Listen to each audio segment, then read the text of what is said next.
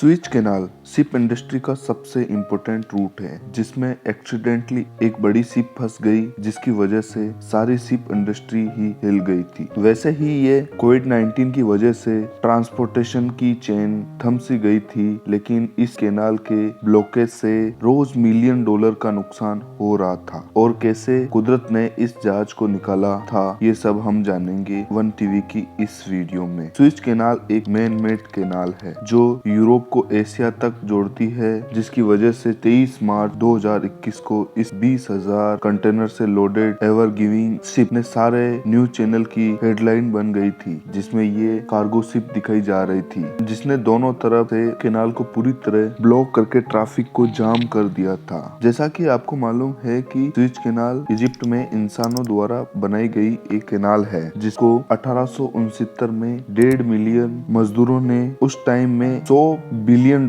की लागत से बनाया था। जी हाँ, आपने सही सुना, $100 बिलियन, और वो भी 1869 के टाइम में। और यही कारण रहा कि आज इजिप्ट ये पैसा टोल के द्वारा वापस वसूल रहा है। और अकेले 2020 में ही इजिप्ट ने $5.61 बिलियन टोल द्वारा वसूला था। और इस कैनाल की लंबाई 193 किलोमीटर है और 200 मीटर चौड़ी कैनाल है, जो शिपिंग इंडस्ट्री के लिए किसी तोहफे से कम नहीं है, क्योंकि जो कार्गो शिप पहले ईस्टर्न कंट्री से, अफ्रीकन कंट्री से गुजरकर यूरोप जाती थी, वो अब इस कैनाल के रूट को अपनाती है, जिससे उनका 2 हफ्ते का समय तो बचता है। उसके साथ साथ फ्यूल की भी काफी बचत होती है और समुद्री लुटेरों से भी अपना बचाव कर लेते हैं। और इस तरह रिटर्न में आने वाली यूएस से और कनाडा से एशिया की तरफ जाने वाली शिप भी इस रूट से गुजरती है। कुल मिलाकर स्विस कैनाल एक ऐसी लोकेशन पर बनी कैनाल है जिससे पूरी दुनिया का माल गुजरता है। और यही कारण रहा कि इस एवर गिविंग यहाँ फंसने से लोगों के दिमाग में बहुत सारे सवाल खड़े हो रहे थे। सबके दिमाग में चल रहा कि यहाँ ये शिप फंसी तो कैसे फंसी, जिसमें सारे 25 क्रू मेंबर भारतीय थे। और अगर ये शिप टाइम पे नहीं निकली तो पूरी दुनिया के सप्लाई नेटवर्क पर क्या असर पड़ सकता है। इस एवर गिविंग शिप की लंबाई 400 मीटर है, टाइटैनिक जहाज से भी लगभग 2 गुना बड़ी है, क्योंकि टाइटैनिक 269 मीटर की थी और ये एवर गिविंग शिप 400 मीटर की थी, जिसमें 20,000 कंटेनर लोड थे, जो कैनाल के बीच में चल रही थी। क्योंकि कैनाल ज्यादा डीप नहीं थी और बीच में साइडों के मुकाबले काफी डीप थी, और इस जहाज को अपना सफर सैनसेन से स्टार्ट करना था और उसको कुछ हफ्तों में नीदरलैंड के शहर रोटरडैम तक पहुंचना था। नॉर्मली अधिकतर शिप इस कैनाल को सुबह सुबह क्रॉस करती है। उसका कारण होता है कि उस टाइम विंग कंडीशनर नॉर्मल होती है, लेकिन उस दिन मौसम ने कुछ अलग ही ध्यान रखा था, क्योंकि हवा बहुत तेज से चल रही थी और आधी से ज्यादा शिप ने तो इस कैनाल के सफर को होल्ड कर दिया था। लेकिन एवर गिविंग के कैप्टन ने इस सफर को कंटिन्यू रखा था। इसके पीछे बहुत बड़े कारण होते हैं, क्योंकि कैप्टन पर कंटेनर को टाइम पर पहुंचाने के लिए शिपिंग कंपनी की तरफ से कैप्टन पर प्रेशर डाला जाता है, जिनकी आगे से आगे एडवांस में बुकिंग हुई होती है। सुबह के 6 बजे कैप्टन ने शिप का रू कैनाल की तरफ मोड़ा था। कैनाल में हवा चल रही थी, लेकिन मसला ये था कि हवा इतनी भी तेज नहीं थी और कैप्टन ने शिप को रोकना जरूरी नहीं समझा था। ऐसी छोटी मोटी मुश्किलों का सामना बहुत बार कैप्टन कर चुके होते हैं, चाहे तेज हवा या फिर समुद्री तूफान। और फिर इस 50 मीटर ऊंची शिप पर तेज हवा का प्रेशर पड़ना शुरू हुआ तो ये अपना बैलेंस होने लगी थी। फिर पायलट ने अपनी शिप की स्पीड बढ़ाई, क्योंकि इतनी बड़ी शिप को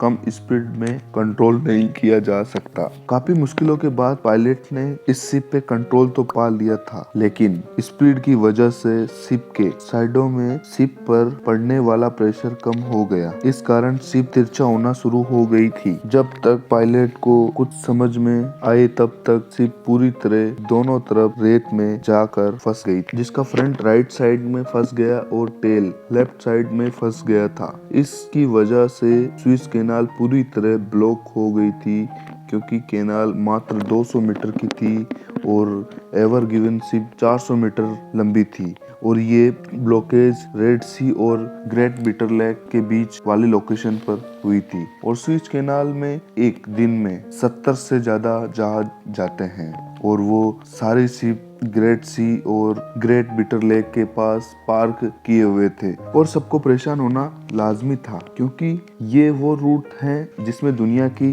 30% शिप यहाँ से गुजरती है और माना जाता है कि हर महीने इस स्विच कैनाल से 310 बिलियन डॉलर की ट्रेड की जाती है और इस कारण इस कैनाल को किसी भी सूरत में इग्नोर करना पॉसिबल नहीं है। और दूसरी तरफ ब्लॉक एवर गिवन को निकालने की कोशिश चल रही थी, जहां जहाज का फ्रंट और टेल मिट्टी में पूरी तरह फंस चुका था। उसके बाद वहां बुलडोजर को मंगवाई गई थी, जिससे खुदाई कर एवर गिविंग को निकालने की प्रक्रिया चल रही थी, लेकिन पूरे 6 दिन गुजर गए, स्विच कैनाल में से जहाज नहीं निकल और दूसरी तरफ 400 से ज्यादा जहाज अब तक कैनाल दोनों साइड रास्ता क्लियर होने का इंतजार कर रहे थे। और फिर सोचा गया कि जहाज में फुल लोडेड कंटेनर को एक एक करके खाली किया जाए और छोटे टक बोर्ड से खींचकर इस जहाज को सीधा कर दिया जाए। लेकिन फिर 28 मार्च को मौसम ने दोबारा रुख बदला था,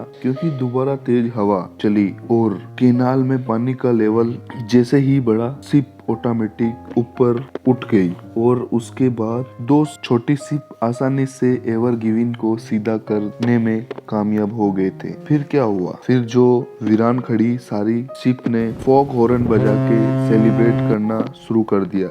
ये ब्लॉकेज 6 दिन के बाद खुला था और ये जो 400 से ज्यादा खड़ी शिपों को वहां से निकलने में, यानी कि वहाँ का ट्रैफिक खत्म होने में 1 हफ्ते से ज्यादा टाइम लग गया था। उम्मीद है कि ये वीडियो आपको अच्छी लगी होगी और आप इस वीडियो को लाइक और चैनल को सब्सक्राइब करोगे।